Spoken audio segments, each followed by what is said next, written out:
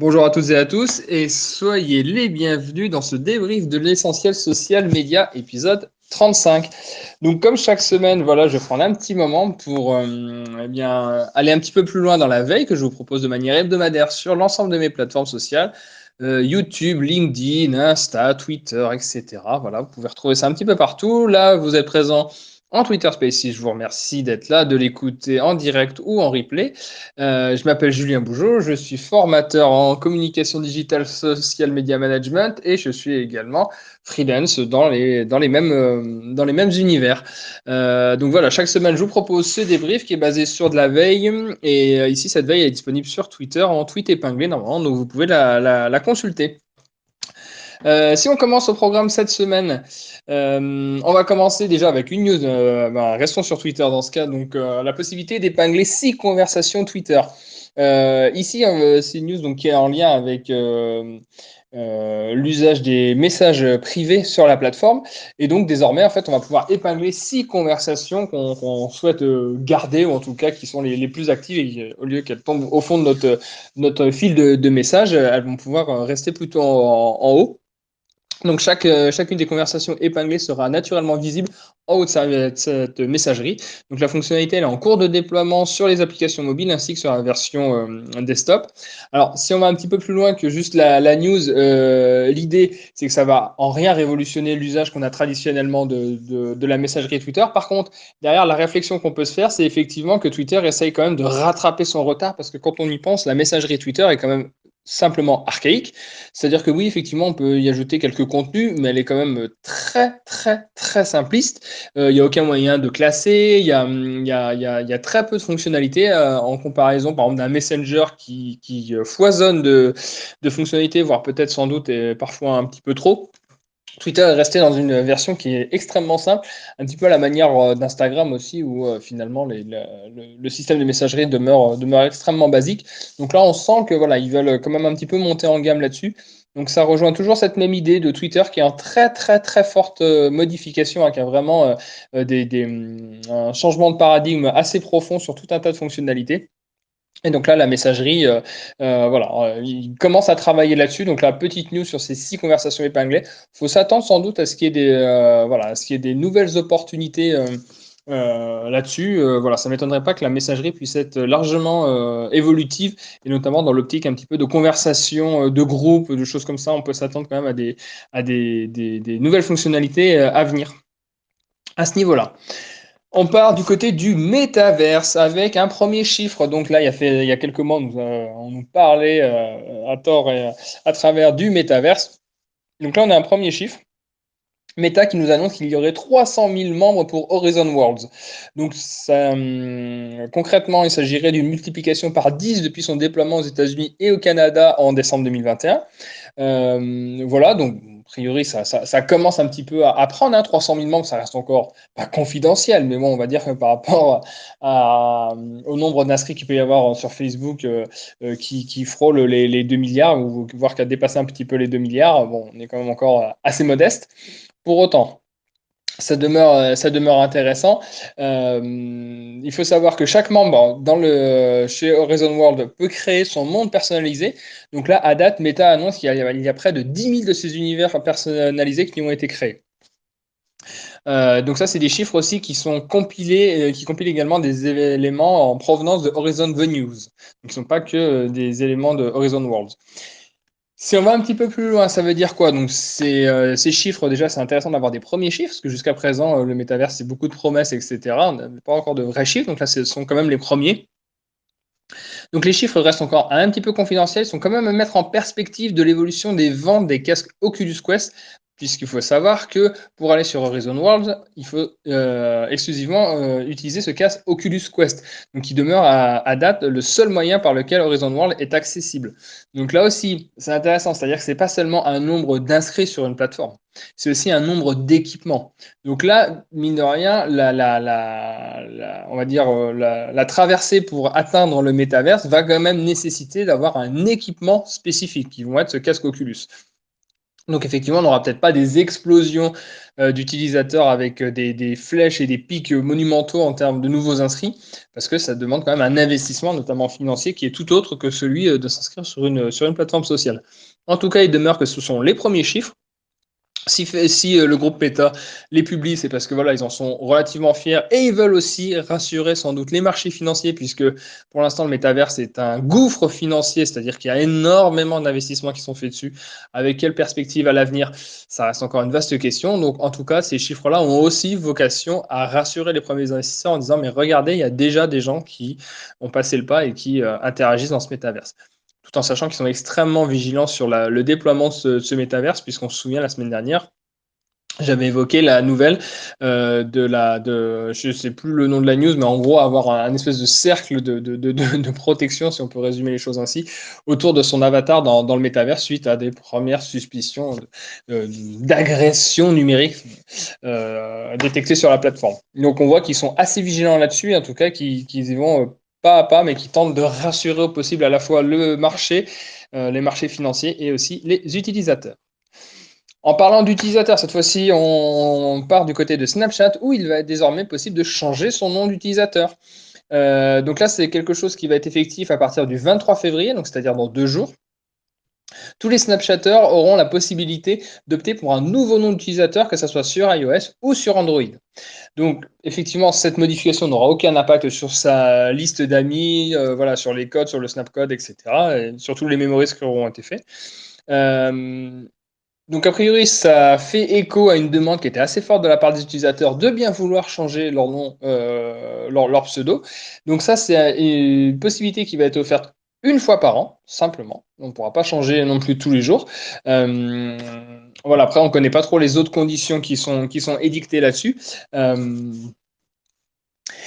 je trouve que quand moi j'ai vu passer cette news, je me suis dit deux choses. À la fois, on va dire que ça va un petit peu à contre-courant de ce qu'on peut voir, parce que on voit que sur les plateformes, on essaie plutôt en ce moment d'afficher l'identité et d'avoir des plateformes qui sont le moins anonymes possible avec des personnes qui s'expriment en leur nom propre. Donc là, je trouve que c'est voilà, c'est assez singulier de proposer cette fonctionnalité-là.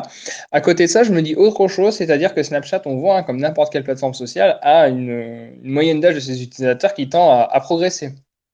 Et donc, on peut se dire que peut-être qu'il y a certains utilisateurs qui, avec un pseudo qu'ils avaient créé à l'origine de leur venue sur Snapchat, ont peut-être tendance à moins l'assumer, moins le revendiquer, alors que ils ont pris quelques années, hein, comme tout le monde.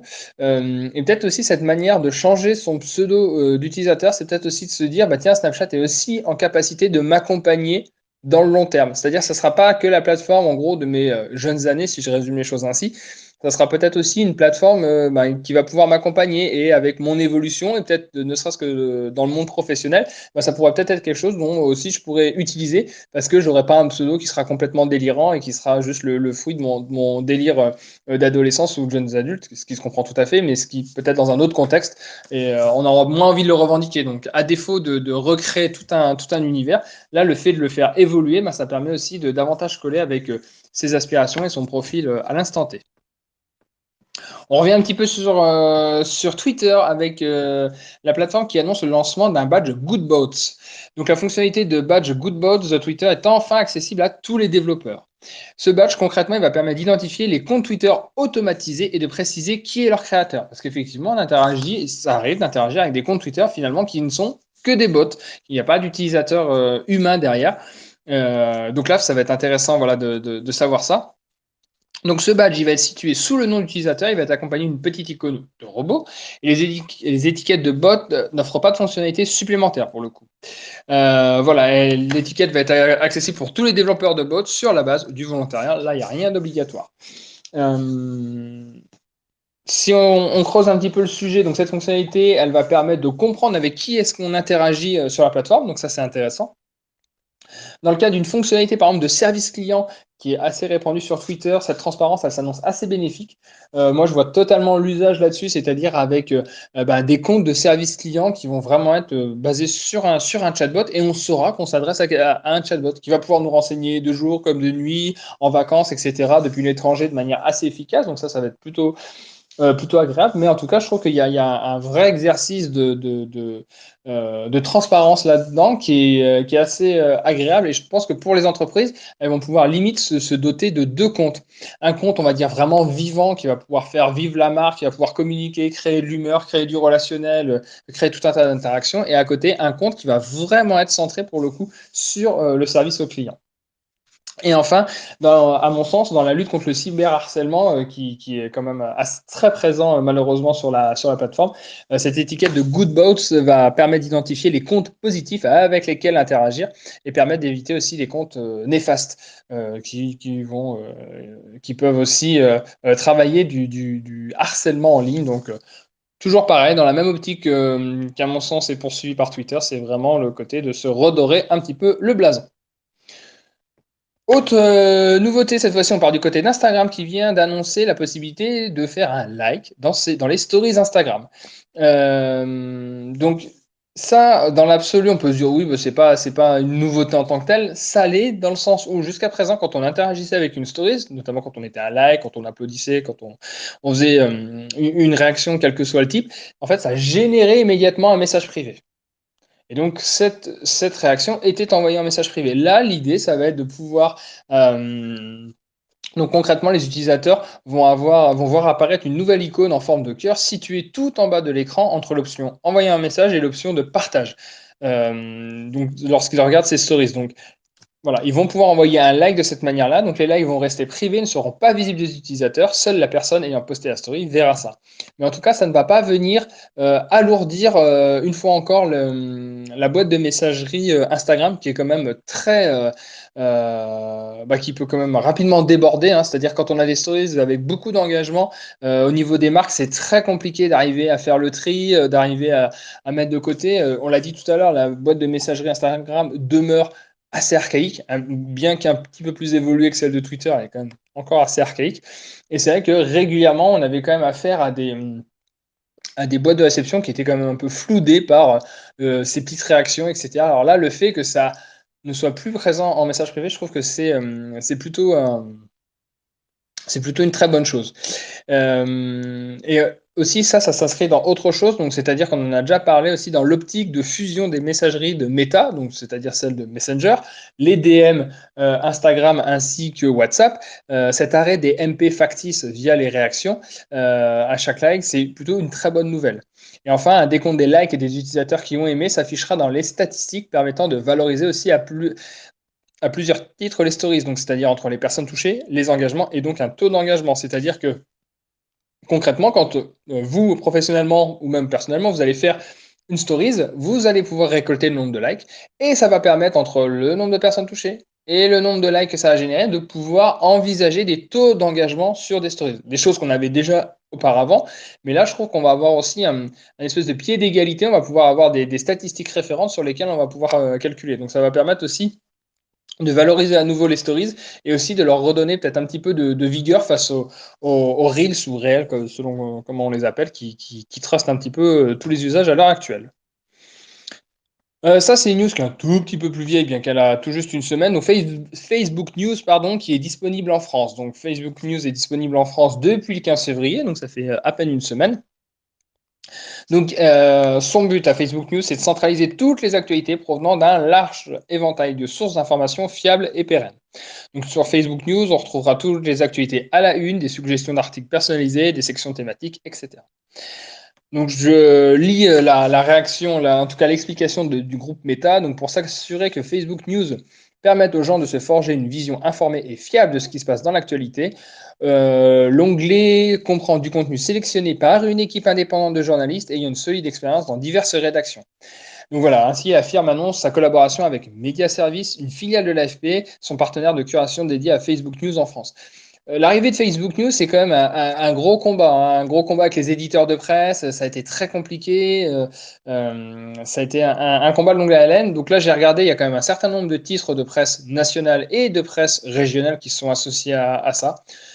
Qu'est-ce que ça va donner? Je dois bien avouer que j'ai pas encore eu, le temps et la curiosité d'aller me pencher sur Facebook News, donc n'hésitez pas si certains d'entre vous qui écoutent, ce Spaces en direct ou en replay ont, l'opportunité d'aller tester un Facebook News, bien n'hésitez surtout pas à faire part, un petit peu des découvertes et de ce que vous en pensez, ça peut m'intéresser, donc n'hésitez pas à échanger en message privé là-dessus. Et enfin, une dernière news, donc Meta aussi qui dévoile son rapport culture et tendance. Donc, dans son rapport culture et tendance 2022, si on ressort les grands axes, hein, parce que vous pouvez retrouver l'intégralité du rapport en ligne, on retrouve les valeurs fortes. Ça va être le retour à des valeurs plus locales, l'importance des nano-communautés, le shopping instantané et l'impact positif des outils numériques. Alors, des valeurs plus locales, effectivement, le confinement étant passé par là, on a tendance à tous à se rapprocher ou en tout cas à reprendre pied autour des valeurs qui nous sont chères. L'importance des nano-communautés, alors ça, on le voit déjà depuis pas mal de temps avec les nano-influenceurs, les micro et nano-influenceurs, et là, c'est les nano-communautés. Donc, c'est-à-dire qu'on va aller aussi échanger avec des communautés, mais très, très, très spécifiques sur des détails, vraiment des sujets d'une précision folle, et c'est là où aussi on va se retrouver en étant en proximité. Donc, c'est toujours cette idée d'être au plus proche, d'être dans des cercles restreints, d'être dans des choses plutôt simples, ou en tout cas avec un nombre de personnes assez restreint. Le shopping instantané, alors ça, on l'attend tous, hein, l'avènement du social shopping, donc qui nous est annoncé un petit peu toutes les semaines, mais quoi, qui tarde encore à se concrétiser très formellement.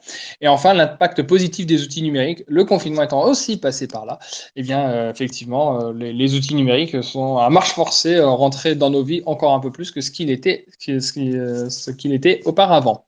Et enfin, parmi les sujets ayant connu une forte croissance sur Instagram, là, au cours des derniers mois, on retrouve plusieurs hashtags, donc par exemple Bakers of Instagram, donc les boulangers sur Instagram, donc plus 79%, mental health plus 66%, donc bon, sur la santé mentale. Et enfin, Crystal Healing, qui a connu une hausse, quant à elle, de 105%. Donc voilà, on a des sujets assez concernants, on a des sujets assez massifs qui prennent de l'ampleur sur la plateforme. Donc voilà, sur le rapport complet que vous pouvez chercher, hein, donc c'est méta et c'est culture et tendance 2022. Donc ces quatre grands thèmes ainsi que les 20 tendances connexes représentent une cartographie assez pertinente des tendances de consommation. Et d'ailleurs, moi, quand je l'ai regardé, ça m'a vraiment fait écho avec le Pinterest Predict, qui est aussi le rapport annuel de la part de Pinterest, qui est extrêmement précis et vraiment qui est l'un des meilleurs rapports de tendance d'anticipation sur l'année à venir, parce qu'ils arrivent toujours à déceler des tendances que les autres ensuite se dépêchent de réapproprier à leur propre compte. Donc, je trouve là aussi que dans la structuration, c'est plutôt un document qui est assez intéressant. Eh bien, écoutez, voilà, ce débrief social média numéro 35 se termine. Voilà, j'espère que ben, vous l'avez apprécié en direct ou en replay. En tout cas, il est enregistré, il reste disponible sur le compte Twitter pendant 30 jours.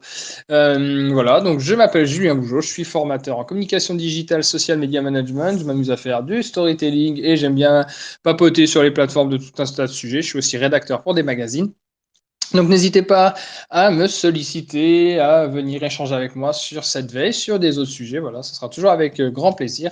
Et sinon, eh bien, je vous dis à la semaine prochaine. Au revoir.